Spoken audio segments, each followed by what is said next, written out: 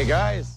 Welcome to part 2. Now, as I mentioned previously, Kid Immortus is one of the many phases of Nathaniel Richards, and Kid Immortus came right after his Iron Lad phase. Now, his existence came to be due to what I said in the previous video. Like I said already, I know the mic quality was shitty in the last one, so here is a quick recap. Now, Kid Immortus was created by Matt Fraction and Michael Allred in the pages of Fantastic Four Volume 2, Issue 8, back in June 2013, and he made his last appearance in Fantastic Four Volume 2, Issue number 16 in January of 2014. And here's to the recap. At the age of 16, interventions from his future self, Kang the Conqueror, young Nathaniel tried and prevent this transformation, briefly becoming the hero known as Iron Lad, and after a brief return to his role as Iron Lad, as seen in Avengers The Children's Crusade, or better, Young Avengers The Children's Crusade, where he witnessed the death of his teammate Stature, which is Cassie Lang, who you're probably gonna see soon in the next Ant-Man movie. Now, the death of Stature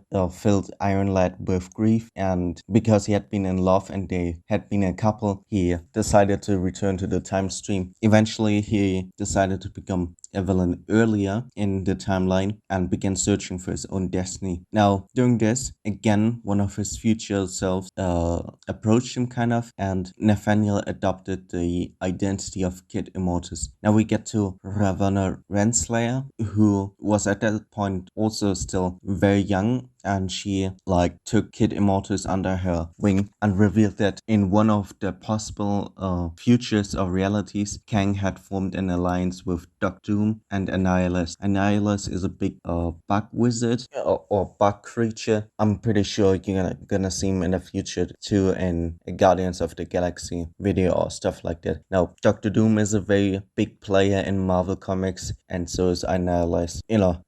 Anyway, she told Kid Immortus that he would form not only an alliance with Doctor Doom, but also merge with Doctor Doom and Annihilus, and together they would be dubbed Doom the Annihilating Conqueror. Now, I haven't read those comics of that particular Fantastic Four run, but that sounds just crazy, right?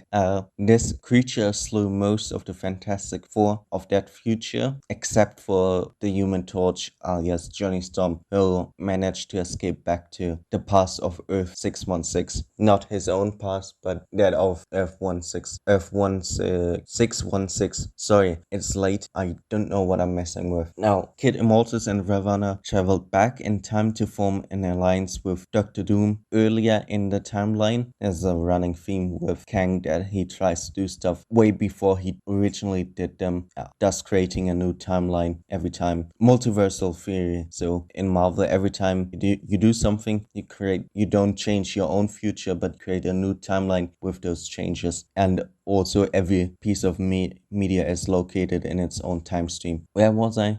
Yeah, sorry, I'm going off in tangents because I want to get this video a little bit longer.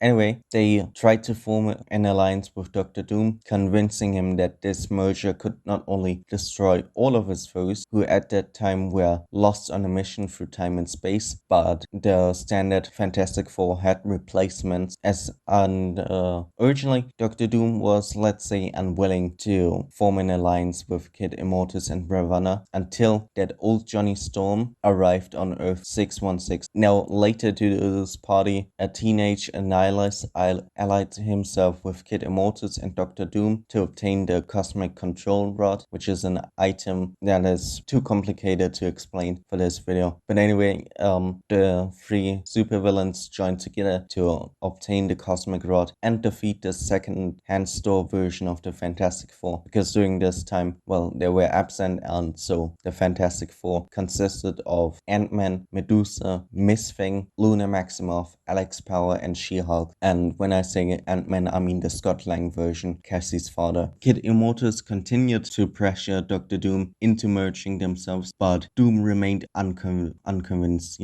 Ultimately they forced Alex Power to sabotage the portal to transport the Fantastic Four to Doom's nation of of Latveria, but it failed because unknown to them, Ant-Man was aware of the scheme, and thanks to the intervention of the Impossible Man, which is another Fantastic Four character, or usually found in Fantastic Four comics, they were transported to the moon instead, where they sought out sanctuary at the domain of the Watcher. And now Alex Power is part of the Power Pack, which is a team that kind of sucks because the Power Pack was created as a marketing scheme to sell comics to a younger audience. Anyway, Medusa is from the Inhumans, Luna Maximoff is the daughter of Quicksilver and also kind of part of the Inhuman royalty. Miss Thing is that's such an obscure character, and even I would have to research on her again, but she already served a couple of times before that as member of the Fantastic Four when Ben Grimm, the regular Thing, wasn't having it, and She-Hulk has also been previously part of the Fantastic Four, also as a replacement of the Thing. Now, the FF prepared on the moon to launch an attack on Latveria. Doom retrieved the Cosmic Control Rod with the assistance of his Council of Doom. It's a thing, don't question it. However, when the attack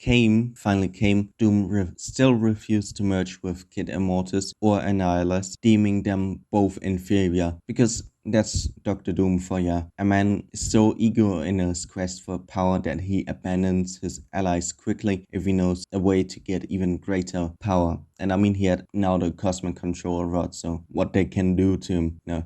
The guy has risen so many times to literal godhood. Yeah, so instead of merging with them, he absorbed the Cosmic Control Rod and used its power to incapacitate Kid Immortus, the Watcher, and the entire Fantastic Four. But ultimately, the Fantastic Four, as it is with comics, defeated Dr. Doom because while he is very capable in ascending to godlike levels many times, Doom often loses such powers as quickly as he got them. After this whole event, Ravonna recovered the unconscious Kid Immortus and they together returned to the time stream, marking this the end of Nathaniel Richards' stint as Kid Immortus. Now overall, the character is not super interesting, but I hope you enjoyed this video and see you next time, possibly even this Sunday.